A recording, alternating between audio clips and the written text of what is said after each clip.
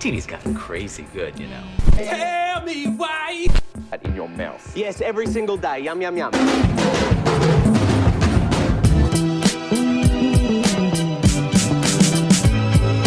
Hey!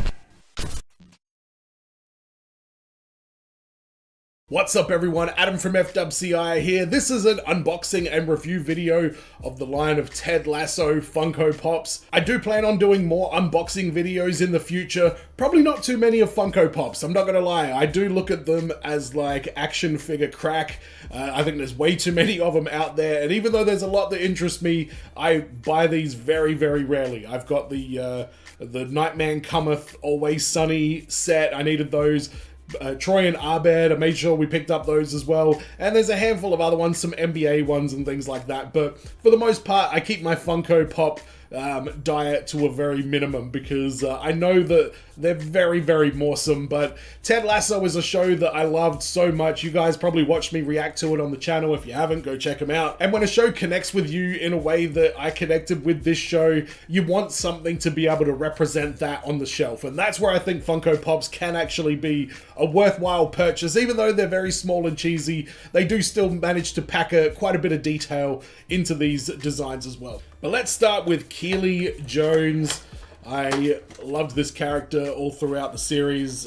Ever since episode 1, I thought she was amazing. And having a look at this, they've done a really, really good job with this figure. I mean, the hair looks exactly like her. This is the outfit from season 2, episode 4, Carol of the Bells, the Christmas episode where they walk around trying to find a dentist to cure Phoebe's chronic bad breath. And I think it's a really good representation of Keely. I mean, the jacket is very loud and red, something that stands out for her. She could have maybe even been in something a little bit more vibrant, but I think that's a solid Keely Jones Funko Pop. So Keely doesn't really stand up without the use of a little figure stand or something like that. The ponytail is way too heavy at the back, and no matter how you twist the head, there's no real articulation anywhere. I think it's impossible to get that figure to stand up on its own without the help of a stand, as I've got back there. So that's a bit disappointing that they didn't really think of the out-of-the-box aspect of this. I get that these are more for getting autographs on these days, but I think it should still probably stand on its own. But let's have a look at Sam Obisanya, another character who was really entertaining. That's the thing with this show. All the characters that they introduced were amazing. I think you could do a whole other wave of these and still, you know, have more characters that people will want to see. Give me a Dr. Jacob Funko Pop. I'm kidding. Alright, so that's definitely Sam Obisanya in his number 24 jersey. Looks like there should be some articulation on the arm there, but it doesn't actually move. Yeah, I love it. It's the paint application on it's pretty good. Stands up perfectly, unlike Keely Jones over there. We got Banter, the AFC Richmond logo. This is a perfect Sam Obisanya Funko Pop. Rebecca Welton is a character that I loved, especially her love affair with Ted's biscuits that he would bring in, which is what they've captured in this figure right here. Get it out. Oh, yeah. Come on, you sneaky, salty bitch, get out of there. There she is. Alright, that's a pretty, again, solid. And these Funko Pops, again, they can only do what they can do, but with that little, it's amazing how well they're able to show who these characters are that they're trying to portray. It's a very unique kind of thing, and she does stand up, thank God, even with a little bit of hair on the back. And she's got the biscuits in her hand, having a nom. This outfit is from the pilot. This is early on, so I don't think we ever actually see her eating biscuits in this, because this is what she's wearing when Ted very first shows up at AFC Richmond. But I love this little Funko Pop. I think it's a great Rebecca Welton. Well done. So Jamie Tartt, he is the special edition. I don't know what that means. He's not a part of the regular line, but he was there in the store anyway. I think he's a Target exclusive, unless I'm mistook, but we get different distribution here in Australia. That's not a bad Jamie Tartt. Let me know in the comments what you think. Did they get the hair on it right? I mean, they definitely got the eyebrow right. But I'm not sure what part of what like era of Jamie Tartt this is.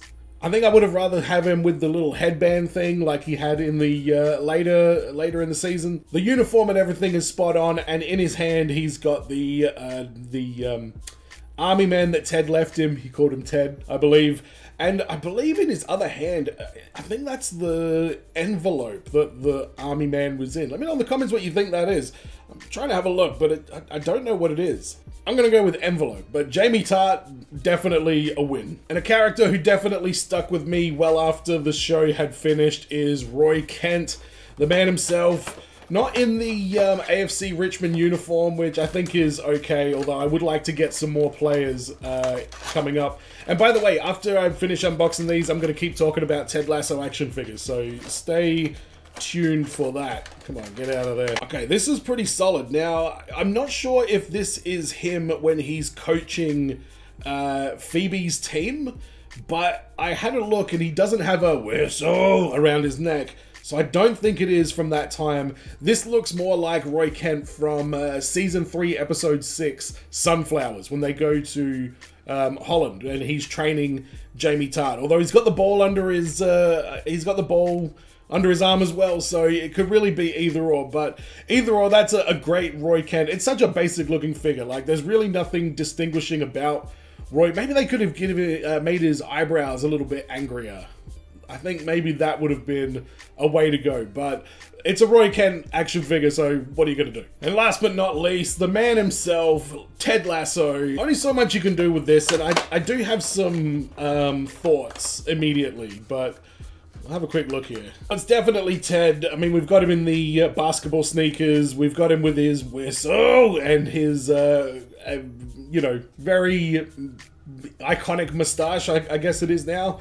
I kind of wish he had a visor hat. I think that would have really made this figure pop, especially with all the AFC Richmond coach, you know, getup that he's wearing. And I feel like most of the time he wore that, he had a visor, so it wasn't a very common thing for Ted to, you know, be out there and no visor. But maybe, I guess, when he's inside the clubhouse with the Diamond Dogs or something like that. Oh, how many of the Diamond Dogs do we have right now? We got Roy, we got Ted. There is a Coach Beard one out, which I don't have, which I'm going to talk about in a sec. We need Nate, and we need Trent Krim. And Higgins, of course, we need Higgins. Before we get any of those, give me a Higgins. So there are some other Ted Lasso Funkos out there. There's a teacup Ted Lasso, which is an Amazon exclusive. There's a Ted Lasso Chase variant with glasses by the looks of things, and the visor. So that looks more like the Ted Lasso, but I don't like those big orange glasses on it though. I think they look a little bit weird. There's apparently a press conference Funko Pop specialty series exclusive, but I couldn't find any photos of it anywhere. The Ted Lasso Coach Beard Funko Pop, that is the Coach Beard in the coaching tracksuit kind of thing with his like shades on. Him having the shades on like that, it makes sense because that's, you know, in fact you could have even made him a little bit darker. There's a Funko Shop exclusive Ted Lasso with the Believe sign and a Roy Kent Funko Pop WB Shop exclusive, which is Roy Kent in the AFC Richmond coaching getup. Maybe that'd be the better Diamond Dog Roy Kent. And there's also a Coach Beard After Hours figure. I don't know if I'm going to bother going to get that one. That episode was a bit weird. It looks like a very interesting figure, but wow, that whole episode was such a departure from the rest of the series in general. I really feel like it doesn't quite fit on that shelf, but who am I to say? Maybe I should get it anyway. I hope you enjoyed this little crossover chat between Ted Lasso and action figures. I don't know what the crossover audience is, but hello to you, whoever you are. If you haven't seen my Ted Lasso reactions, they're all up on the channel. I watched all 3 seasons on here and it was a hell of a lot of fun. And if you like action figure unboxing videos, there's going to be a lot more of those on the channel in the future as well. So subscribe if you haven't already. As always, everyone, be well, stay safe, look after your friends. See you in the next video. Peace!